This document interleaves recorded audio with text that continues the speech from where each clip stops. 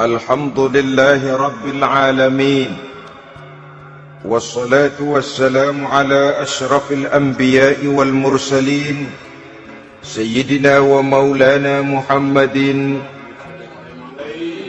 wa ala alihi wa ashabihi al-mujahidin at-tahirin. Amma ba'du. Saudara-saudara kaum muslimin seiman dan sekeyakinan yang berbahagia, pada suatu hari seketika sedang berkumpul dengan para sahabat, Rasulullah pernah memberikan peringatan. Beliau bersabda, "Yushiku an tada'a alaikumul umamu kama tada'al akalatu ala qas'atiha." Pada suatu saat nanti akan datang di tengah-tengah kamu, wahai umat Islam, di mana orang-orang lain di sekeliling kamu akan bersatu mengerubungi kamu seperti bersatunya orang-orang mengerubungi makanan di atas meja hidangan. Akan datang satu saat nanti di mana kondisimu dikepung sedemikian rupa, yang barat mau menerkam, yang timur mau menghantam, yang selatan mau menginjak-injak, yang utara pun akan menjelajah. Kondisimu seperti makanan di atas meja hidangan. Sebagian sahabat merasa heran dan terkejut, lalu mereka bertanya, "Amin qillati nahnu yawma izin ya Rasulullah?" Apakah jumlah kami pada waktu itu sedikit ya Rasul? Kami sampai dikepung sedemikian rupa? Beliau menjawab, "Bal antum yauma idzin katsir." Sama sekali tidak. Kamu tidak sedikit pada saat itu. Bahkan jumlahmu sangat banyak. Kamu adalah mayoritas. Walakinnakum ghusa'un ka ghusa'is sail. Tetapi keadaanmu saat itu persis seperti buih di lautan. Banyak tetapi centang perenang. Banyak tetapi tidak punya daya dan kekuatan. Banyak tapi dipermainkan gelombang lautan, dihempaskan ke tepian pantai tanpa punya makna dan arti. Kondisimu pada saat itu kuantitas yang tanpa kualitas, sehingga orang lain enak saja mengepung kamu. Akidahmu didangkalkan, dibanjiri dengan peradaban dan kebudayaan yang menjauhkan dari agama. Dari segi maksiat dan munkarat seluruhnya mengepung sampai kita melepaskan nilai-nilai Islam kita ini. Dan celakanya, sambung beliau, "Wal yanzi'anna fi qulubi aduwikumul mahabata minkum." Akan dicabut kehebatanmu di mata musuh-musuhmu, sehingga pada saat seperti itu orang lain memandangmu umat Islam enteng saja, remeh saja, tidak ada apa-apanya. Sudahlah, pokoknya umat Islam sikat saja. Umat Islam enteng, umat Islam kecil, umat Islam tidak ada apa-apanya. Alangkah ironinya, alangkah menyedihkannya, memilukan dan sekaligus memalukan. Umat yang mayoritas ini dipermainkan oleh yang minoritas. Umat yang jumlahnya terbesar, terbanyak, bahkan konon menurut catatan sampai 90%, tapi dipermainkan oleh mereka kelompok-kelompok kecil ini. Wal yakzifanna fi qulubikumul wahn. Pada saat itu di hatimu dicampakkanlah penyakit wahan. Sahabat kemudian bertanya, "Wa mal wahnu ya Rasulullah?" Apakah penyakit wahan itu ya Rasul? Beliau menjawab, "Hubbud dunya wa karahiyatul maut." Penyakit wahan itu tidak lain hubbud dunya wa karahiyatul maut. Terlalu cinta kepada dunia dan terlalu takut kepada mati. Materialistis dan takut resiko. Dua penyakit inilah yang menyebabkan walaupun umat ini mayoritas, tapi dipermainkan oleh yang minoritas. Walaupun dia golongan terbesar, tapi nasibnya seperti makanan di atas meja makan. Dari segala macam penjuru mau menghantam dia. Saudara-saudara kaum muslimin yang berbahagia, ini merupakan analisa sosial bahwa pada satu saat nanti akan terjadi di tengah-tengah umat di mana kita dihantam dan diserbu dari segala macam penjuru. Akidah didangkalkan, peradaban dan kebudayaan dirusak, makanan dan minuman diracuni, pakaian ditelanjangi dan lain sebagainya, sampai kita melepaskan nilai Islam yang kita cintai ini. Kondisi sosial ini satu saat akan datang kepada kita. Demikian analisa dan peringatan dari Rasulullah sallallahu alaihi wasallam. Marilah sekarang kita melihat, adalah benar bahwa di zaman sekarang kita insya Allah tidak akan mengalami perang Badar sehebat yang pernah dialami oleh Rasul dan para sahabatnya. Tetapi sesungguhnya perang yang kita hadapi di zaman sekarang ini tidak kalah hebatnya dengan perang Badar, tidak kurang dahsyatnya dengan perang Uhud, tidak kurang ngerinya dari perang Khandaq. Hanya saja yang kita hadapi sekarang ini bukan ujung pedang, bukan ujung tombak, bukan ujung panah. Yang kita hadapi sekarang ini adalah perang akidah, perang ideologi, perang mempertahankan keyakinan. Yang kalau kita kalah sekarang, kita memang masih beragama. Tetapi anak kita, cucu kita, generasi yang akan hidup 5, 10, 20, 30 tahun yang akan datang, wallahu a'lam bissawab. Islam, saudara-saudaraku, tidak mungkin hilang dari dunia. Tetapi tidak mustahil Islam gulung tikar dari desa kita. Tidak mustahil Islam gulung tikar dari kampung dan kota kita, jikalau kita tidak menjaganya, jikalau kita tidak memeliharanya, bahkan jikalau kita tidak mewariskannya kepada anak-anak kita, generasi yang akan datang. Marilah kita mengingat sejenak bagaimana Islam di Spanyol yang pernah jaya, pernah mewarnai daratan Eropa, dan yang sekarang hanya sekedar tinggal ceritanya saja. Ini pernah diperingatkan oleh Rasul dalam satu hadis, sayati ala ummati zamanun la yabqal Islam illa ismun wala minal Quran illa rasmun. Akan datang satu masa di tengah umatku di mana pada masa itu Islam ada tapi hanya tinggal sekedar namanya saja, dan Quran pun ada tapi cuma sekedar tinggal tulisannya saja. Apabila kita tidak mewariskan ini kepada generasi yang akan datang, maka serbuan-serbuan dari berbagai macam penjuru dari hari ke hari semakin kita rasakan kehebatannya. Tidak mustahil sejarah Spanyol akan terjadi di desa kita, akan terjadi di kampung kita, akan terjadi di kota kita. Orang Spanyol, kalau mereka cerita kepada anaknya, mereka akan cerita, nak, di sini dulu ada masjid. Kapan Pak? Dulu bener dah. Banyak orang Islam kalau hari Jumat pada sembahyang, kapan itu Pak? Dulu sekali. Sekarang cuma sekedar tinggal ceritanya saja. Bukankah sesuatu yang sangat tidak mustahil apabila kita tidak menjaga dan mewariskan Islam ini kepada generasi yang akan datang, maka serbuan-serbuan akan membawakan hasil yang diinginkan oleh para penyerbu itu tadi.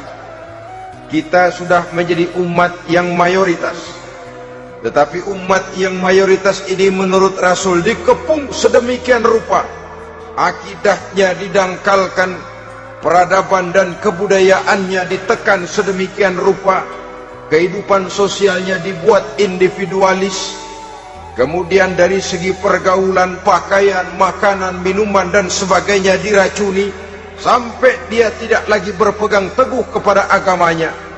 Dan dikala itu hilang kehebatan umat ini di mata musuh-musuhnya. Orang lain memandang kita ringan saja, enteng saja, satu umat yang sudah kehilangan wibawa. Padahal konon kabarnya kita mayoritas, tapi enak saja dikutak-kutik orang lain. Dan dikala itu di hati kita merajalela penyakit wahan. Penyakit wahan itu apa? Pertama, hubbud dunia, terlalu cinta kepada dunia.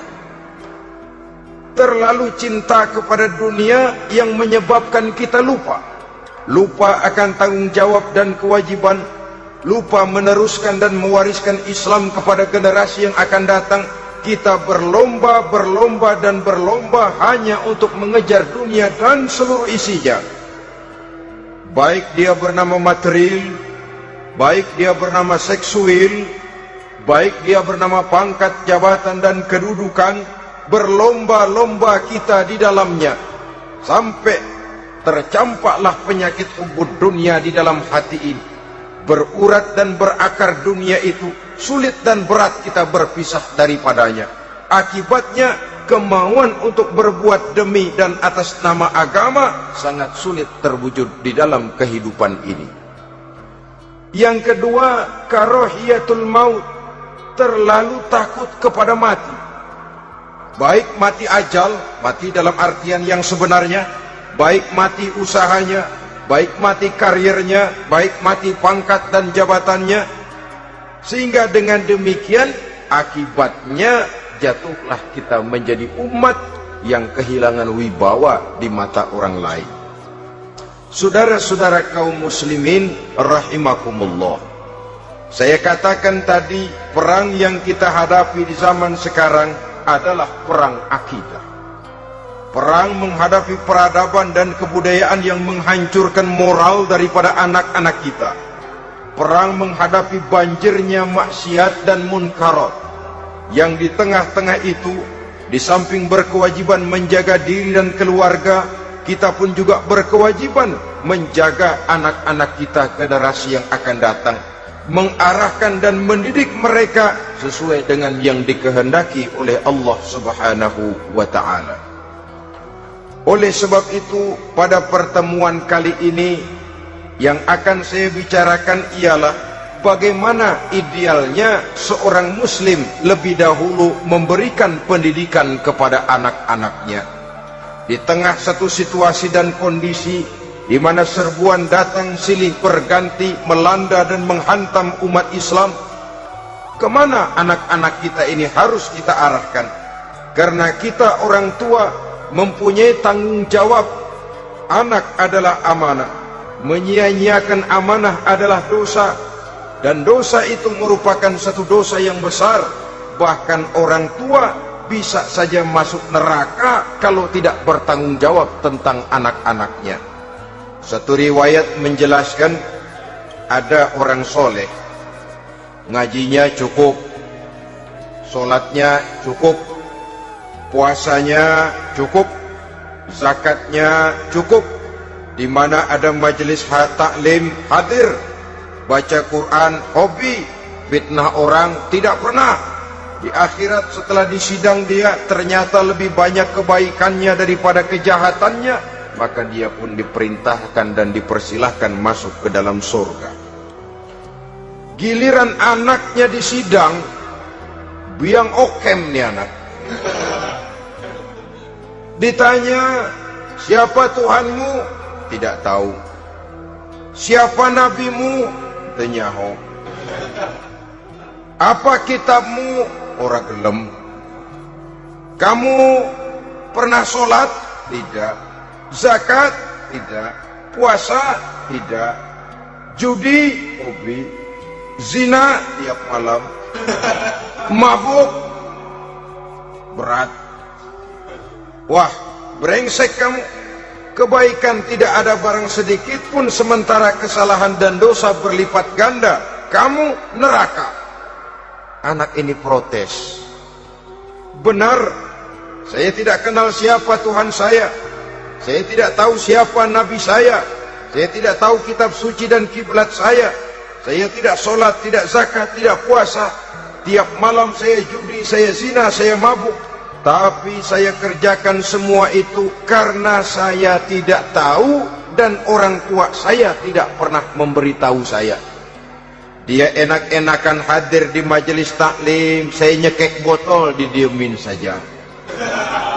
Dia enak-enakan baca Quran, saya zina, didiamkan saja. Saya bukan tidak mau, orang tua saya sama sekali tidak pernah mendidik saya.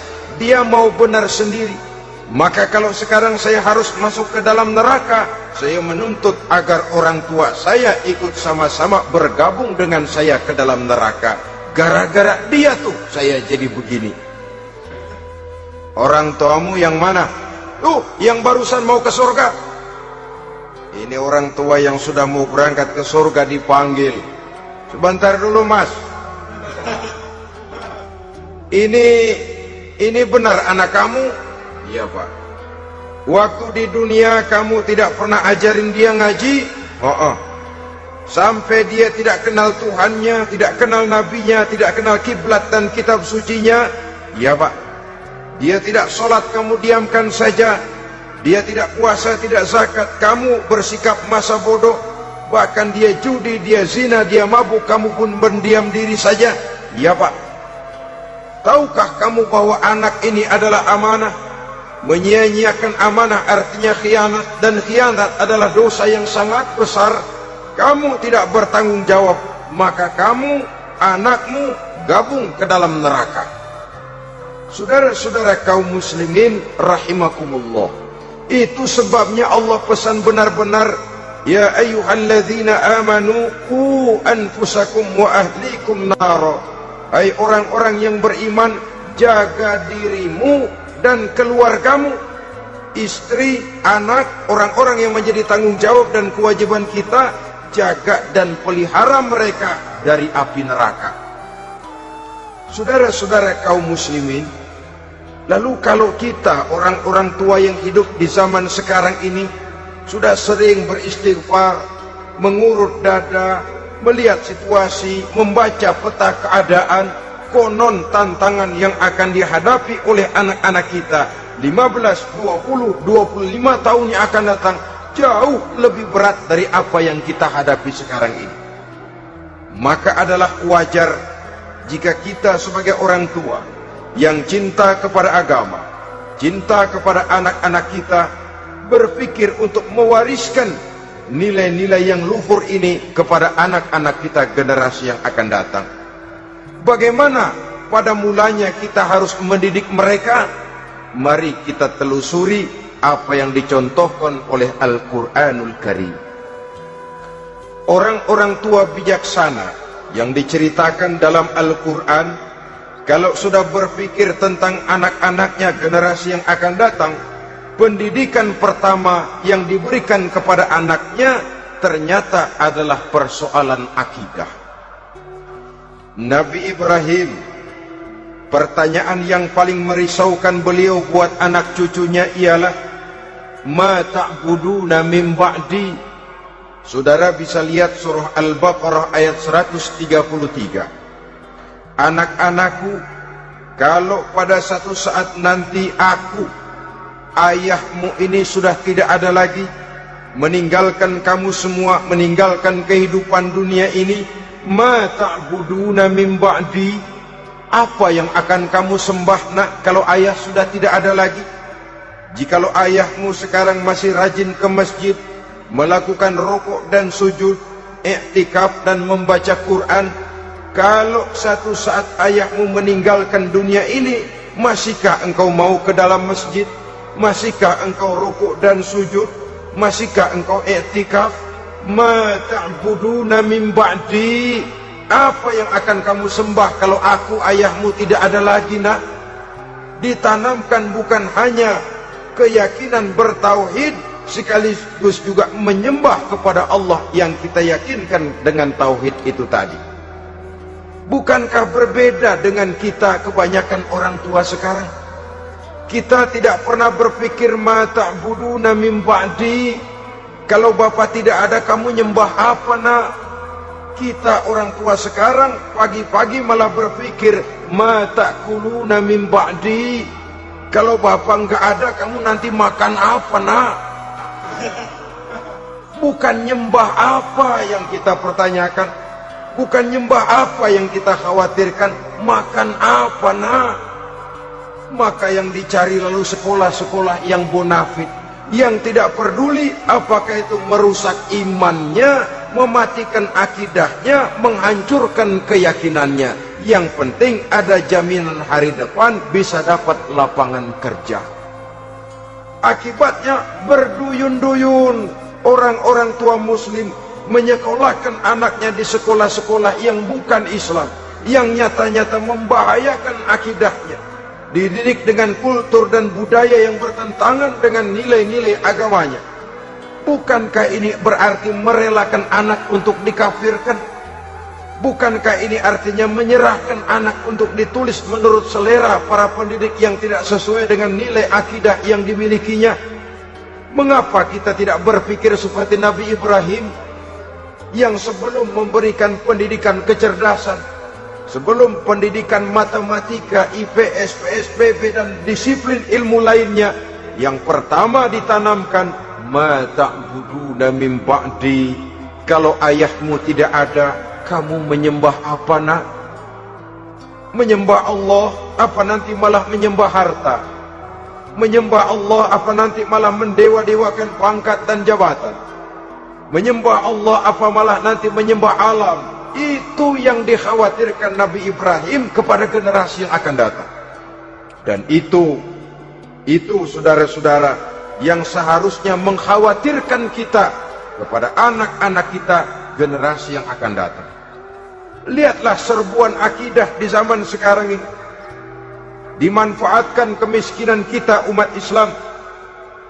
Diberikan kita tawaran berupa beras, pakaian, obat-obatan, kalau perlu beasiswa, asal bisa melepaskan keislaman kita ini. Bertahap, sedikit demi sedikit, step by step, shibran bi shibrin wa zira'an bi zira'in. Dan harus saya ingatkan, orang di zaman sekarang tidak mungkin menghantam Islam secara frontal. Tidak mungkin menghantam Islam terang-terangan, apalagi mengerahkan satuan militer. Tidak. Orang berhitung, bagaimanapun kondisi dan kualitasnya umat Islam, mereka masih punya satu modal penting, fanatisme agama. Kalau ini disulut, api jihad segera berkobar, dan hanya maut yang bisa menghentikan orang yang dibakar dengan semangat jihad. Orang tahu itu. Betapa Uni Soviet kedodoran menghadapi mujahidin Afghanistan yang disulut oleh semangat jihad yang berkobar dengan persenjataan yang primitif ketimbang persenjataan Uni Soviet. Entah mereka pantang surut mundur ke belakang. Jadi jangan mimpi bahwa orang mau menghantam Islam ini dengan melarang pengajian, meruntuhkan masjid, menyegel pondok pesantren. Tidak. Melarang orang sholat. Tidak. Kalau perlu masjid diperbanyak, musola diperbesar. Tapi bikin itu masjid seperti museum. Besar, megah, mercusuar, tapi bikin seperti museum. Tempat orang kagum, tempat orang memuji, tapi sunyi dari nilai-nilai ibadah. Saudara-saudara kaum muslimin, untuk sampai kepada penghantaman akidah, jalan yang paling mudah dirintis sekarang ini secara bertahap dan sistematis, memisahkan umat Islam dari Islamnya. Biarkan mereka bernama Muslim. Biarkan di atas kartu penduduknya tertulis agama Islam. Tapi tanamkan budaya-budaya yang menyebabkan cara bergaul mereka, cara berumah tangga mereka, cara bertetangga mereka, sampai kepada cara mereka berpakaian, cara mereka bergaul, cara mereka makan dan minum, cara mereka mendidik dan menyekolahkan anak, sama sekali tidak lagi mencerminkan nilai-nilai yang Islami. Itu sudah satu usaha yang paling praktis, memisahkan umat Islam dengan Islamnya. Kalau sadarlah kita ke arah ini usaha orang di zaman sekarang, maka yang harus pertama kita tanamkan kepada anak-anak kita, didik mereka dengan jiwa tauhid yang mengkristal di dalam batinnya, meresap sampai ke tulang sumsumnya, yang tidak akan sampai pun nyawa berpisah dari badannya, akidah itu tidak akan berpisah dari hatinya. Bahkan dia sanggup dengan tegar berkata, lebih baik saya melarat karena mempertahankan iman daripada hidup mewah dengan menjual akidah. Satu khitah, satu garis kehidupan yang perlu kita wariskan kepada anak-anak kita, generasi yang akan datang. Dahulu ada satu tradisi, saudara-saudara. Kalau anak gadis kita dilamar orang lalu bertanya, anakmu mau ngelamar gadis saya, apa sudah khatam Quran berapa kali? Apa sudah bisa baca kitab macam-macam dan lain sebagainya? Sehingga lahirlah satu kebanggaan. Apapun motifnya, tapi pertanyaan semacam ini zaman sekarang sudah langka. Paling-paling yang ditanya kalau anaknya dilamar orang, anakmu kerja di mana? Gajinya sebulan berapa? Kendaraannya bebek apa soang? Apa-apa? Itu yang kita pertanyakan, berkisar di seputar materi, kerja, job, status sosial, dan lain sebagainya. Perkara bisa baca Quran atau tidak, nomor 18. Perkara sembahyangnya rajin apa tidak, nomor 36. Saudara hadirin, akibatnya terjadi pergeseran nilai.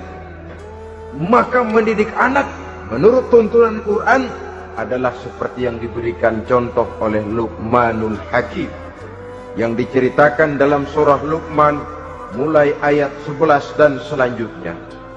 Apa pendidikan pertama yang harus kita berikan kepada anak? Pertama, ya bunayya la tusyrik billah. Wahai anakku, jangan sekali-kali engkau menyekutukan Allah. Nak, jaga tauhid, pelihara iman, mantapkan akidah. Ini dasar yang pertama.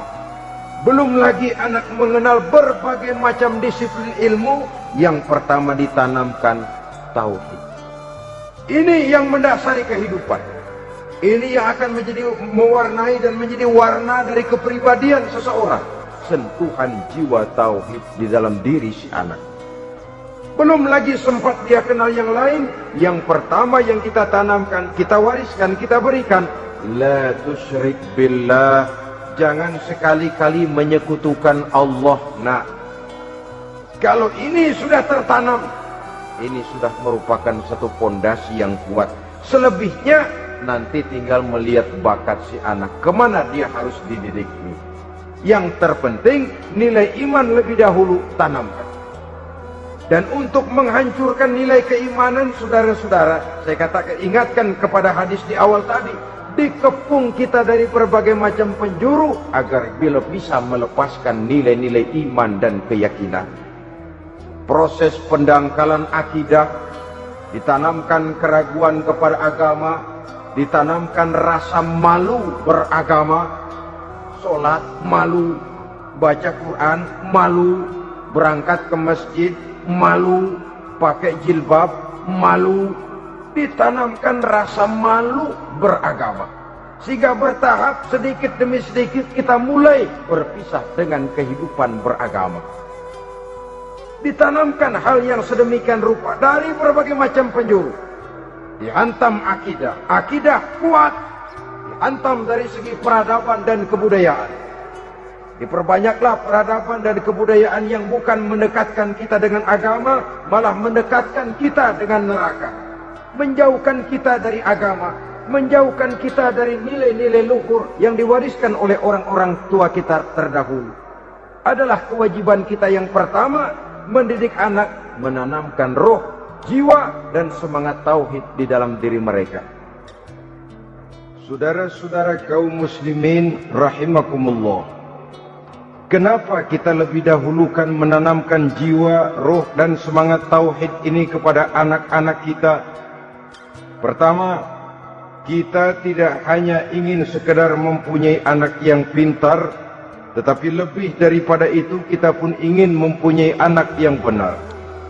Segala macam disiplin ilmu, segala macam bentuk penalaran ilmiah dan pengisian intelektualitas manusia mungkin di satu sisi akan membuat dia pintar, tapi di sisi lain belum tentu akan membuat dia benar. Nabi pernah memberikan peringatan, man izdada ilman walam yazdad huda lam yazdad minallahi illa bu'da. Orang yang hanya bertambah ilmu pengetahuannya tapi tidak bertambah hidayah dari Allah, tidak makin mantap keimanannya, maka seluruh nilai-nilai ilmunya hanya akan menjauhkan dia dari Allah Subhanahu wa ta'ala. Dan adalah lebih merupakan azab daripada nikmat kalau kita diberikan ilmu pengetahuan yang hanya akan menyebabkan kita semakin jauh dari Allah Subhanahu wa ta'ala. Yang kedua, sesungguhnya roh, jiwa dan semangat tauhid yang melekat dalam diri anak pada puncaknya akan melahirkan satu disiplin murni yang tumbuh dari dalam dirinya sendiri, di mana si anak dalam kehidupannya merasakan dimanapun dia berada, kemanapun dia pergi, ia selalu merasakan kehadiran Allah dekat dalam hidupnya. Ia sadar sesadar-sadarnya bahwa tidak ada satu perbuatan yang bagaimanapun kecilnya yang bisa disembunyikan dari kekuasaan Allah Subhanahu wa ta'ala. Yang ketiga, dengan penanaman roh, jiwa dan semangat iman ini, maka diharapkan anak-anak nanti pada pertumbuhannya sanggup mengendalikan hawa nafsunya. Dengan kata lain, bahwa penanaman jiwa tauhid, penanaman roh dan semangat keimanan ini merupakan kondisi dasar yang harus dilakukan sebelum yang lain-lainnya. Kemudian pendidikan kedua yang diberikan oleh Al-Quran melalui contoh dan model dengan Luqmanul Hakim ini, setelah menanamkan tauhid, ditanamkanlah kepada si anak ini rasa hormat kepada orang tuanya. Wa wassaynal insana biwalidayhi, dan kami wasiatkan kepada manusia untuk berbakti kepada ibu bapaknya. Hamalathu ummuhu wahnan ala wahnin, karena ibunya telah mengandungnya dengan kepayahan di atas kepayahan. Maksudnya dengan kepayahan dan kelelahan yang berlipat ganda. Sehingga ketika Rasul ditanyakan orang, ya Rasul, siapa yang paling harus saya taati di dunia ini? Beliau menjawab, ibumu. Kemudian siapa lagi ya Rasul? Ibumu. Setelah itu siapa lagi ya Rasul? Ibumu. Dan kemudian siapa ya Rasul? Bapakmu. Ibu, ibu, ibu, bapak. Bahkan al-jannatu tahta aqdamil ummahat, surga berada di bawah telapak kaki ibu. Bagaimana menanamkan rasa hormat kepada orang tua di hati anak? Tentu yang pertama, bagaimana orang tua bisa memberikan keteladanan. Marilah kita sebagai orang-orang tua ini menyadari bahwa sebelum anak kenal sekolah dasar, sebelum anak kenal TK, ibtidaiyah, sanawiyah sampai kepada perguruan tingginya, yang pertama dia kenal adalah lingkungan rumah tangganya, gurunya adalah ibu bapaknya. Di sini berlakulah apa yang dinamakan keteladanan. Keteladanan jauh lebih berhasil daripada sekedar teori-teori yang muluk. Keteladanan jauh lebih berhasil daripada berbagai macam indoktrinasi dan penataran. Kurangnya keteladanan akan menyebabkan anak mencari pola. Apabila kita orang tua ini tidak bisa memberikan keteladanan yang baik kepada anak-anak kita, maka pada suatu saat anak-anak akan menganggap enteng dan kehilangan wibawa kita sebagai orang tua di mata mereka. Dikala itu akan sangat sulit kita membentuk kepribadian mereka. Bukankah di zaman sekarang ini kita banyak mengalami krisis wibawa, krisis figur? Ada yang karena rapotnya merah melulu, gurunya dikeroyokin. Pak guru pulang sekolah dicegat. Bahkan nyaris ada orang tua pernah dibunuh oleh anaknya sendiri. Dan lain sebagainya, kasus-kasus yang sebenarnya tidak perlu terjadi, karena memang bukan saja bertentangan dengan nilai budaya kita sebagai bangsa, tapi juga bertentangan dengan ajaran agama kita sendiri. Krisis wibawa, krisis figur, yang juga akibatnya harus kita sadari banyak faktor yang membentuk kepribadian anak. Pergaulannya, yang dibacanya, yang ditontonnya, yang disaksikannya di dalam kehidupan. Benar kita menyekolahkan mereka, tapi berapa jam mereka di sekolah? 6 jam, 7 jam paling lama. Sedangkan mereka hidup satu hari satu malam 24 jam. Kalau cuma 7 jam di sekolah, ini berarti lebih banyak dia di luar sekolah. Dan di luar sekolah itu artinya ya rumah tangganya, ya temannya, ya lingkungan di mana dia tinggal, yang seluruhnya sangat besar pengaruhnya dalam ikut membentuk kepribadian anak-anak kita. Saya katakan tadi, di samping kita menghadapi perang akidah, kita pun berhadapan di dalam perang menghadapi peradaban dan kebudayaan yang bukan saja menjauhkan kita dari agama, tetapi sanggup menghancurkan moral daripada anak-anak kita. Secara pribadi, saudara-saudara, saya iri, saya kagum misalnya dengan kemajuan yang diperoleh oleh negara tetangga kita, Jepang misalnya. Padahal tahun 45 ia pun hancur lebur oleh meledaknya atom di Hiroshima dan Nagasaki. Tapi bagai satu tenaga raksasa kemudian Jepang bangkit menjadi satu negara superpower di Asia. Bahkan gurunya saja Amerika sekarang ini kewalahan menghadapi perang dagang dengan Jepang ini.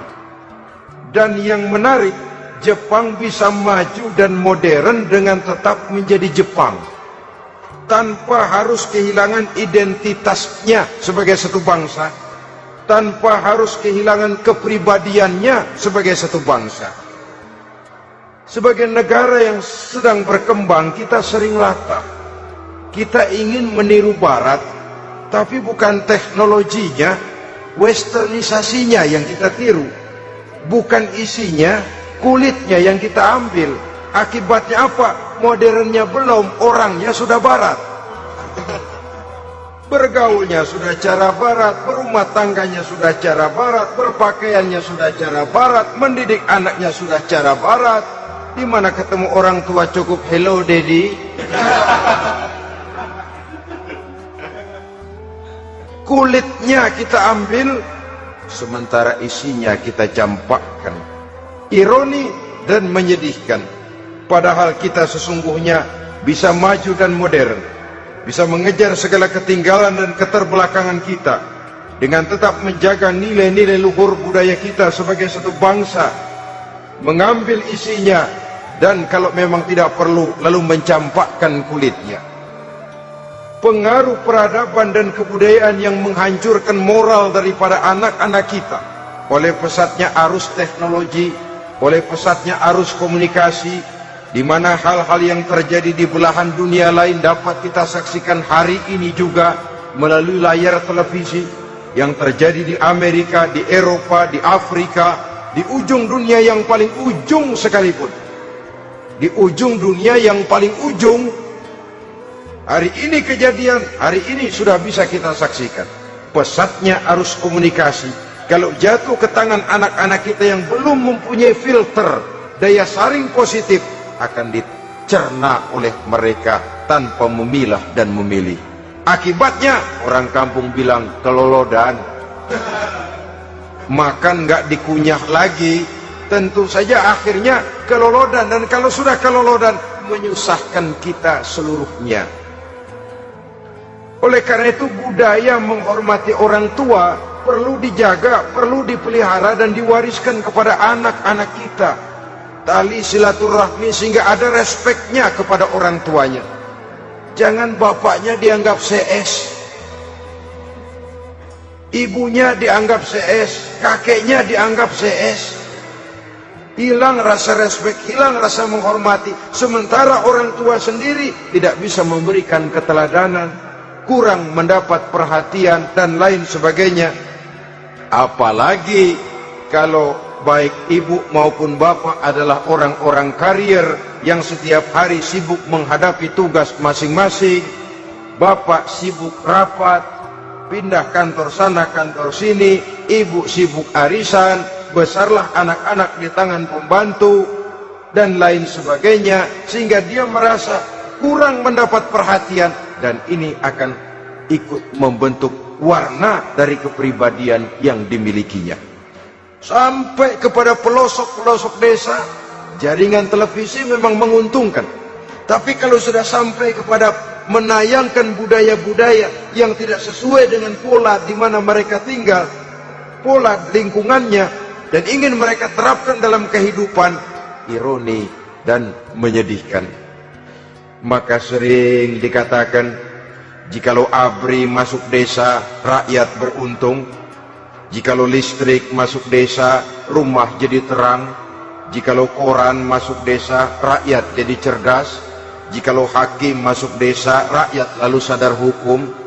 Tapi jikalau maksiat dan munkarat masuk desa, minuman keras masuk desa, judi masuk desa, pelacuran masuk desa, rakyat tentu kiamat.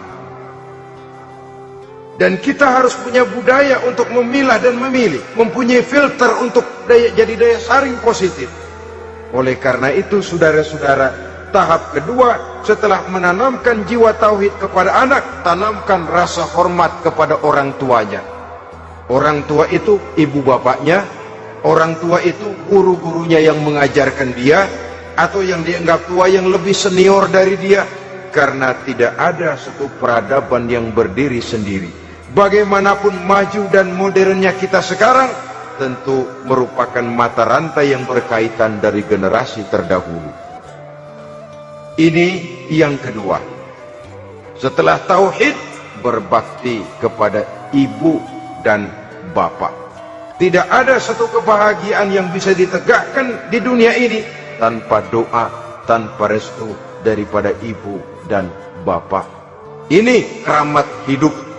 Doanya dikabul Allah dan kutuknya juga dikabul oleh Allah Subhanahu wa ta'ala.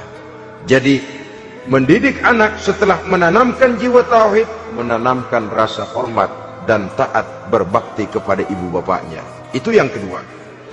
Kemudian yang ketiga, melalui model Luqman, Quran mendorong kita untuk mendidik anak, menanamkan etika otonom. Apa itu? Ya bunayya, innaha intaku mithqala habbatin min khardalin fatakun fi sakhratin aw fis samawati aw fil ardi ya'ti biha Allah. Wahai anakku, sesungguhnya kalau ada satu kebaikan yang kamu kerjakan, kecil, tidak nampak oleh pandangan mata yang zahir, yang kecil itu tersembunyi di puncak langit, di dasar bumi yang paling dalam, atau di tengah batu hitam sekalipun, Allah pasti mengetahuinya dan pasti akan memberikan balasan yang seadil-adilnya. Pendidikan apa ini? Pendidikan moral, menanamkan etika otonom. Nah, kau berbuat baik jangan karena dilihat orang.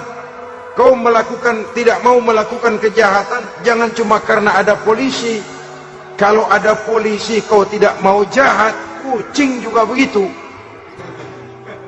Coba lihat kucing, taruh ikan asin di piring kaleng, tongkrongin, aduh kucing kalem, sopan, tenang. Sedikit kita lengah, habis ikan digarap. Tapi ditanamkan satu kesadaran, kemanapun kau pergilah, apapun yang kau kerjakan, tersembunyi di tengah batu, di dasar bumi, di puncak langit, Allah pasti tahu. Dalam bahasa yang ringan, nak, kita ini diawasi oleh dua hiperkomputer yang maha sensitif, produksi langit mereknya Rokib dan Atid. Itu komputer yang sangat peka dan sensitif. Jangankan kita berbuat, kita berniat baik saja, komputer sudah nyatat sendiri. Inilah yang orang sekarang namakan waskat, nah, pengawasan malaikat. Kalau hidup sudah merasa diawasi oleh malaikat, waskat berhasil. Tapi kalau waskat sudah diawasi malah nekat, itu yang gagal. Atau yang diawasi dan yang mengawasi sama-sama sepakat, nah, itu juga bisa cincai. Saudara-saudara kaum muslimin rahimakumullah, waskat dalam pengertian kita muslim, bagaimana hidup ini merasakan diawasi oleh malaikat. Intelektualitas yang tinggi sekalipun, IQ yang nilainya plus sekalipun, disiplin ilmu yang bagaimanapun banyak yang memenuhi benak kita, tanpa diiringi oleh etika otonom, orang sering mencari celah dan kesempatan. Mencari celah dan kesempatan. Tapi kalau sudah merasa, kemanapun saya pergi, dimanapun saya berada, kebaikan bagaimanapun sekecilnya saya lakukan, toh Allah pasti akan memberikan balasan. In khairan wa khairun, wa in syarran wa syarrun. Jikalau baik, baik balasan yang kita terima. Jikalau jahat, jahat kejahatan yang kita terima. Kalau sudah ke arah ini kita berpikir, maka sesungguhnya kalau kita berbuat baik kepada orang lain, hakikatnya kita sudah berbuat baik kepada diri kita sendiri. Lalu tidak ada merasa rugi berbuat baik kepada orang. Karena manakala dia melakukan kebaikan kepada orang lain, artinya dia sudah berbuat baik untuk dirinya sendiri.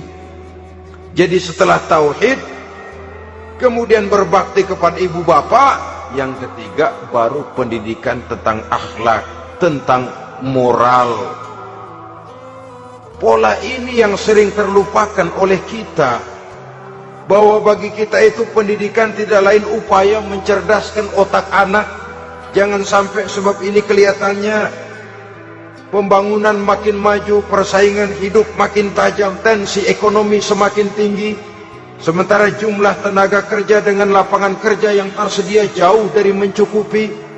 Jikalau tidak membekali anak dengan pendidikan yang menunjang lapangan pekerjaan, orang tua khawatir, takut sekali anaknya jadi gelandangan. Dikhawatirkannya kehidupan dunia ini, sementara dia lupa kalau anaknya bisa jadi gelandangan di akhirat. Padahal selama-lamanya gelandangan di dunia paling seumur manusia itu 60 tahun, 70 tahun lah umur orang sekarang. 70 itu sudah luar biasa itu.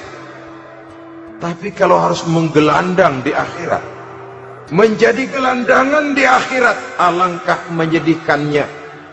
Apakah akan kita korbankan satu kehidupan yang langgeng, abadi, cuma karena tertipu oleh fata morgana dan kamuflase?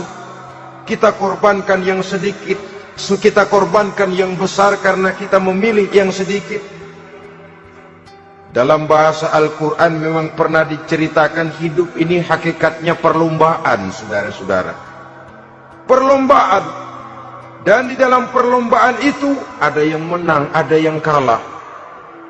Al-Quran lalu memberikan peringatan, Alhaakumut takatsur, kamu telah lalai karena berlomba-lomba memperbanyak harta, mempertinggi pangkat dan kedudukan, hatta zurtumul maqabir, sampai kamu akan masuk ke liang kubur baru sadar. Apalagi kalau nafas sudah sampai di tenggorokan. Persis Fir'aun sudah tenggelam di lautan merah, mau mampus, baru dalam sekaratnya amantu bi Rabbi Musa wa Harun. Kalau begini caranya, saya juga percaya kepada Tuhan Musa dan Harun, percaya kepada Allah. Sudah mau mati, baru amantu bi Rabbi Musa, kami percaya kepada Tuhan Nabi Musa, kata Fir'aun. Malaikat maut kesal benar, dilelepin terus di laut, mampus tuh sekalian. Hidup ini memang kita berlomba. berlomba dengan waktu, berlomba dengan umur, berlomba dengan tenaga, berlomba dengan tetangga. Yang jangankan kita sampai mundur, berhenti saja sejenak, kita akan ditinggalkan oleh yang lain. Tiada kata mundur, bahkan tiada kata berhenti. Sekali kita melangkah, melangkahlah terus. Tapi berlombalah seperti yang dikehendaki Quran. Fastabiqul khairat. Berlomba-lombalah di dalam kebajikan. Jangan berlomba-lomba di dalam kemaksiatan, kemunkaran, kejahatan. Berlombalah dalam urusan kebaikan. Saudara-saudara kaum muslimin rahimakumullah. Tauhid, berbakti kepada ibu bapa, kemudian pendidikan tentang moral. Apabila pendidikan tentang moral sudah tertanam, barulah lihat bakat si anak. Kemana bakatnya? Anak saya kelihatannya dari kecil demennya main bedil-bedilan saja. Abri kali itu. Kirim ke Magelang, masukkan akabri. Tapi dengan syarat 3 itu tadi. Iman sudah tertanam, rasa bakti kepada ibu bapak sudah ada, dan punya nilai moral. Jika boleh jadi nanti dia menjadi jenderal yang beriman, yang berbakti kepada ibu bapaknya, dan punya moral yang tinggi. Kan lebih baik rakyat rendah tapi akhlaknya tinggi daripada pejabat tinggi tapi moralnya rendah. Jauh lebih baik rakyat rendah punya moral tinggi ketimbang pejabat tinggi punya moral rendah. Nilai moral ini yang jadi ukuran dan barometer di masyarakat. Yang ini yang sering kita lupakan. Bahwa kehancuran satu bangsa dimanapun di dunia ini selalu dimulai dengan kehancuran moral daripada bangsa itu sendiri. Sekarang membina nilai moral ini berat. Gadis kita, remaja, putri diberikan pakaian jilbab, mungkin dia sendiri masih setengah-setengah, ditambah lagi oleh ledekan temennya. Jilbab lah kuno, bau sorga lah, bau masjid lah, bau menyan lah. Ditanamkan rasa malu untuk hidup dekat dengan agama. Kalau moral semacam ini sudah tertanam, sedikit demi sedikit kita mulai mengucapkan selamat tinggal kepada agama. Dan kemalangan apa yang lebih malang kalau kita sudah jauh dari agama ini? Bukankah Islam telah menyelamatkan manusia dari penyakit jahiliyah dan membawanya kepada satu kehidupan yang maju dan modern? Kalau kita tinggalkan Islam ini, bukankah artinya kita akan kembali kepada satu zaman jahiliyah? Hanya saja jahiliyah itu berada di abad modern. Versinya tentu lebih modern. Kalau zaman jahiliyah dulu mabuknya pakai arak, zaman sekarang sudah macam-macam orang bisa mabuk. Kalau zaman jahiliyah dulu anak perempuan dikubur hidup-hidup, zaman sekarang kadang-kadang belum sempat lahir ke dunia, malah sudah dibunuh lebih dahulu. Versinya saja yang berbeda. Kalau di zaman jahiliyah dahulu manusia menyembah batu yang bernama Latta, Uzza, Manat, dan Hubal.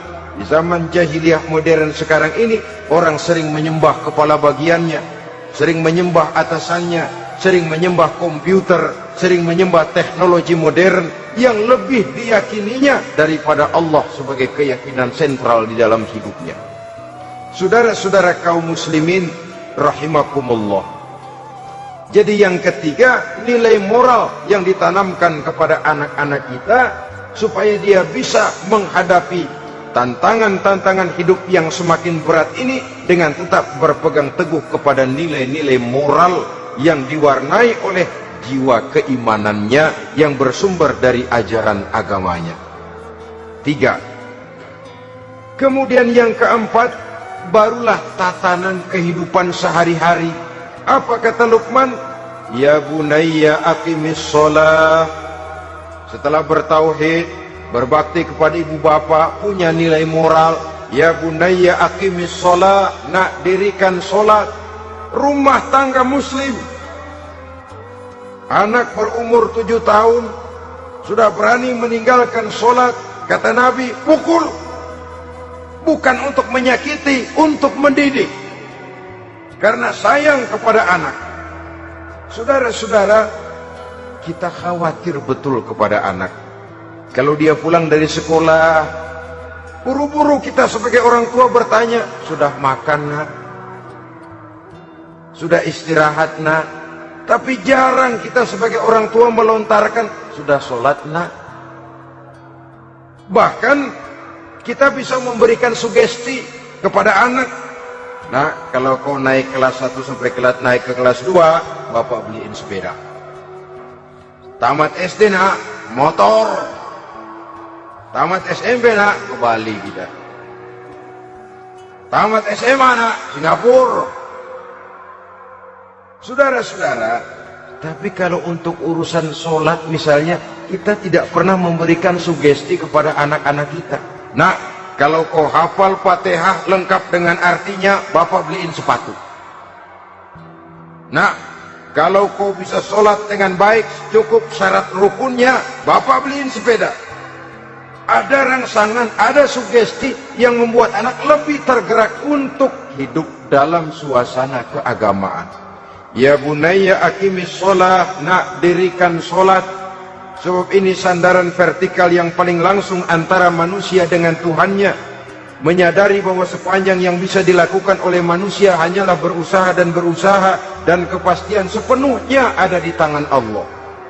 Dengan sholat kepribadianmu diperteguh, dengan sholat sandaran vertikalmu kepada Allah diperkuat.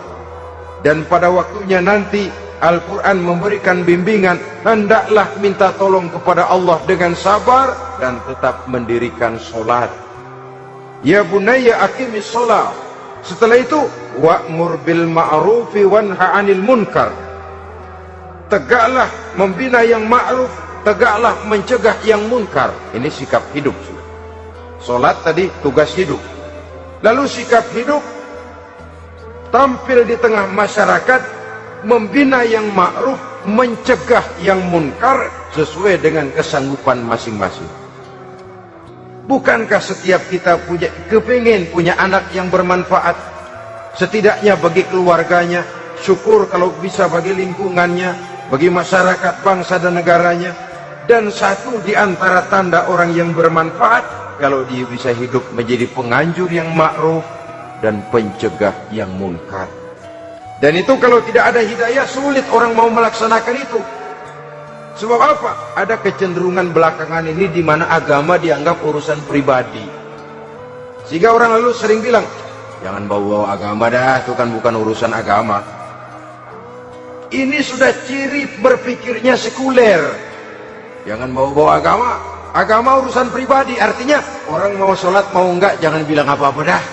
Urusan dia sendirian. Dia mau puasa dia enggak, merdeka saja, urusan pribadi. Agama bukan persoalan pribadi.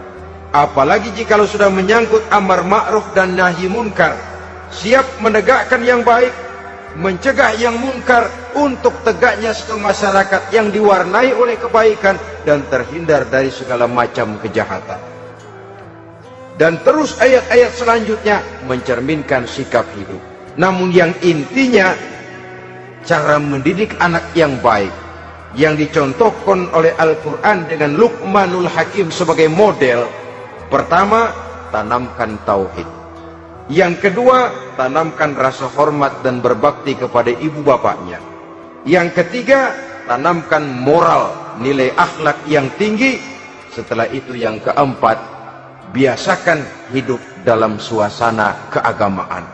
Kontrollah sholatnya, kontrollah baca Qur'annya, kontrollah puasanya di bulan Ramadan.